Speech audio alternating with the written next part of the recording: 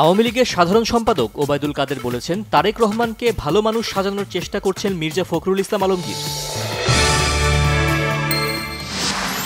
মেয়াদ শেষ হওয়ায় ঢাকা মহানগরের 4টি ও যুবদলের কমিটি ভেঙে দেওয়া হয়েছে জানিয়েছেন মির্জা ফখরুল ইসলাম আলমগীর। যোগ্য তরুণ নেতৃত্বে কমিটিগুলো ঢেলে সাজানোর আশ্বাস। বিএনপির ভাইস চেয়ারম্যান শামসুজ্জামান দুদু বলেছেন, অবিলম্বে পদত্যাগ করে কেয়ারটেকারের হাতে ক্ষমতা হস্তান্তর করা ছাড়া সংকট উত্তরণের কোনো পথ নেই।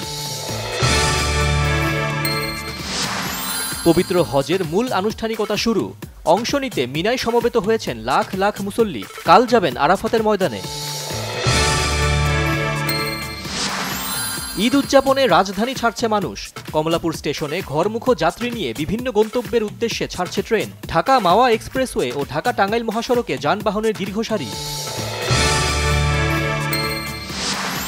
কোরবানির পশুর হাটে ক্রেতা সমাগম বাড়লেও বেচাকেনা জমে ওঠেনি।